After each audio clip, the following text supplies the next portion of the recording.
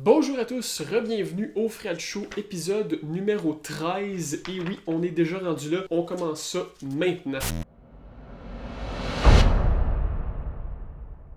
Pour commencer, je veux parler de quelque chose qui est apparu durant cette pandémie, et c'est le fameux « ça va bien aller ». Vous avez probablement vu ça dans les fenêtres de votre voisinage, j'en ai vu vraiment partout. Vous avez peut-être demandé par exemple, mais ça vient de où cette histoire-là? Et donc, ce mouvement-là, au Québec, a en fait commencé par une personne, c'est une éducatrice d'un CPE du nom de Gabriella Cucinelli. Elle s'est inspirée d'un mouvement qui faisait déjà fureur en Italie. Le principe était la même chose, les gens mettaient un dessin d'arc-en-ciel sur leur balcon avec l'insigne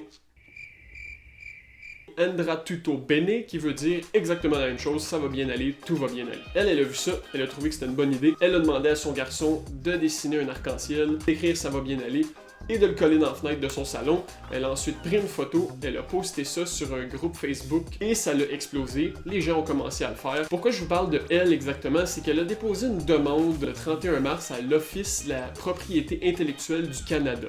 Quand on dépose quelque chose à cet endroit-là, c'est pour que ce logo-là ou ce dessin-là lui appartienne à elle. Et non, si vous vous posez la question, elle n'a pas fait ça pour faire de l'argent avec le logo, c'est plutôt le contraire. Elle veut que ces compagnies-là donnent de l'argent à un organisme québécoise qui est la Cantine pour tous. Cet organisme-là, ce qu'elle fait, c'est qu'elle améliore la sécurité alimentaire pour ces compagnies-là, que ce soit des restaurants, des traiteurs, peu importe. Et donc, si vous donnez de l'argent pour ça, elle peut aider d'autres compagnies à améliorer cette sécurité-là pour que nos enfants et les gens qui s'y nourrissent soient en sécurité. Maintenant, tout le monde a été touché de près ou de loin par cette pandémie-là. Et l'Internet n'a pas été épargné. Il a fallu qu'on trouve un moyen de se divertir puis de se parler quand même. Parce que l'humain est un être qui aime beaucoup socialiser. Et là, on se fait forcer à ne pas socialiser. Donc, on se retourne, bien entendu, vers les réseaux sociaux et Internet. Donc, il y a des sites web qui ont vu leur trafic exploser en ce temps de pandémie. Et je dis bien site web. Le New York Times a fait une étude avec 2 fournisseurs de données en ligne. Et l'étude a montré que les gens s'éloignent pas mal de leur téléphone. Et on ne veut pas passer 8 heures de temps à regarder notre écran. Par exemple, Facebook a vu une augmentation de son site web de 27%. Et YouTube ont été touchés encore plus que Facebook. Le trafic a augmenté de 15%. Un autre aussi qui a pu profiter presque de cette pandémie, c'est Disney+.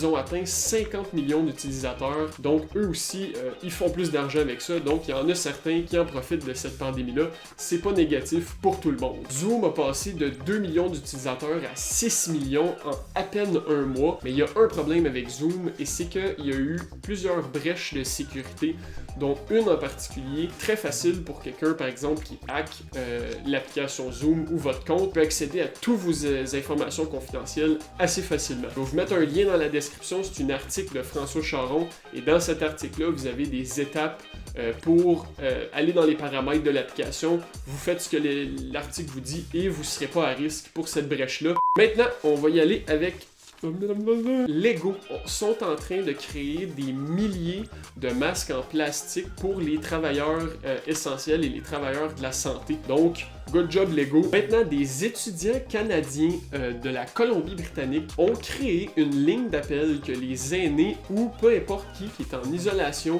et qui se sent seul ou qui veut se divertir, c'est le 1877 Joy for All.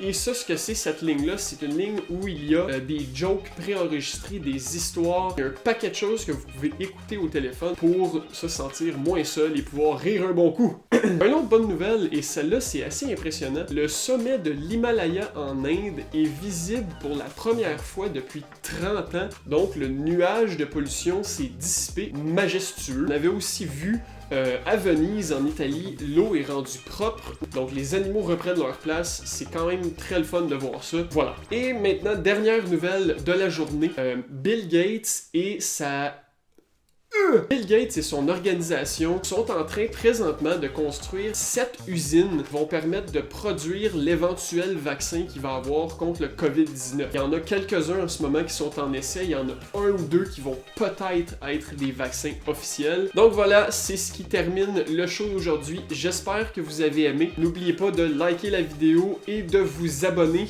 Restez hydratés, restez à la maison et on se reparle la prochaine fois. Salut!